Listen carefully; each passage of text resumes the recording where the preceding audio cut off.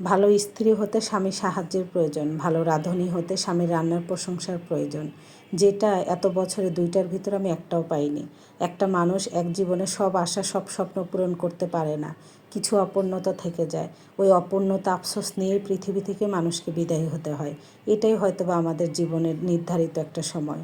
Hello everyone, আসসালামু আলাইকুম। কেমন আছেন সবাই? আমার 4 বছরের যুবক ছেলেটা 2-3 মাস যাবৎ বিরিয়ানির জন্য খুব বায়না করতেছিল। ওর বাবা মাসে 1-2 বার 3বারও হয়ে যায় কিনে এনে খাওয়ায়। তারপর ওই যে প্যাকেটের মশলা দেখেই বলবে বাসায় বিরিয়ানি খাবে। রমজান মাস রোজা রেখে বিরিয়ানি কিভাবে খাবো? একদিন পোলাও রান্না করছিলাম, তাই খেতে পারি নাই, কেন জানি শরীর খারাপ হয়ে যাচ্ছিল। তার ভিতরে বিরিয়ানি রান্না করা আরও একটা কেমন না, এই জন্য রান্না করা হয়নি। ঈদেও রান্না করি নাই, রোজা রেখে পোলাও খেয়েছি। তারপরে এইভাবে সময় কেটে গিয়েছে, আর রান্না করা হয় নাই। কিন্তু উনি গত সপ্তাহে খুব বায়না করতেছিল যে বিরিয়ানি খাবে। ওর বাবাকে বলতেছিল গরুর গোস্ত আনবা, গরুর গোস্ত দিয়ে বিরিয়ানি খাবে, মুরগির গোস্ত না। তোর বাবা শুক্রবার আবার গোস্ত আনছে, আজকে ওদের অফিসও খোলা। তাড়াতাড়ি আমি করতেছি, রান্না করব, সে আবার আসবে। আর গরুর গোস্ত তো এমনি রান্না করতে একটু টাইম লাগে, আবার বিরিয়ানি রান্না করবে, একটু সময় সাপেক্ষের ব্যাপার। বাচ্চার কাছেও যেতে হয়, বাচ্চা নিয়ে কাজকাম করা মানে খুব কষ্ট হয়ে যায়। মেয়েদের জীবন, এই কষ্ট কখনোই স্বামীরা বোঝে না, না এটা বুঝাইতেও চায় না। তাদেরকে বোঝাতে গেলে নিজের মাথায় নষ্ট হয়ে যাবে। তো যাই হোক, 1 কেজি গোস্ত আমি মোটামুটি 3 টোপলা করছি। কয়েকটার ভিতরে 4-5 পিস রাখছি, যখন বাবু চাবে, যখন বাবু আবার গরুর গোস্তর কথা বলবে তখন যেন দিতে পারি। আমার মুরগিটা বেশি কেনা হয়, গরুর গোস্তটা বেশি কেনা হয় না। তো যাই হোক, এখানে আমি ম্যাগনেট করব। আমার বাচ্চাদেরকে আমি এমনভাবে মানুষ করতে চাই, জানি না আল্লাহ আমার আশা পূরণ করবে কি না। ওরা যেন কারো খাবার খেয়ে দুর্নাম না করে।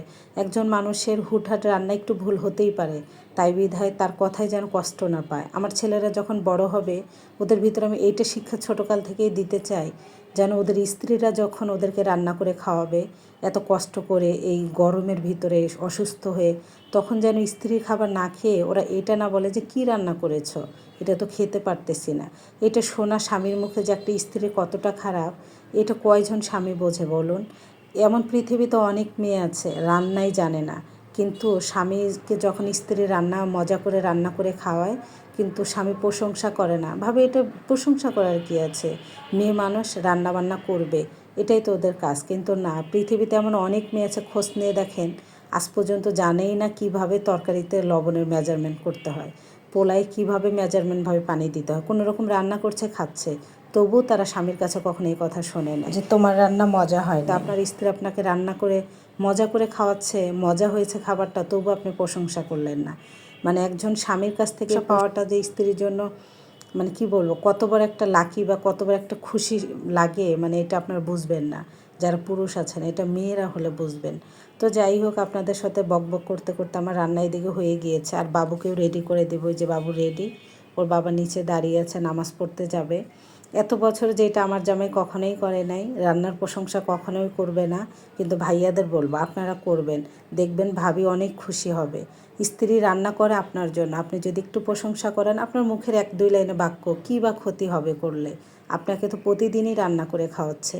আমরা মেয়েরা সুস্থ থাকি আর অসুস্থ থাকি, রান্না করে খাওয়াতেই হবে। তো যাই হোক, আমি টেবিলে খাবার দিছি, আর ভিডিও করতে মনে ছিল না, অনেক ক্ষুধা লেগে গেছে। তো এই যে আমার খাওয়া প্রায় শেষই, বাবুকে খাওয়াবো। আর বাবুর তো মানে শুক্রবারে কোক লাগবে, কোক খাওয়া ক্ষতি মজা আর কি, তবু উনি খাবে। তো যাই হোক, ধন্যবাদ সবাইকে।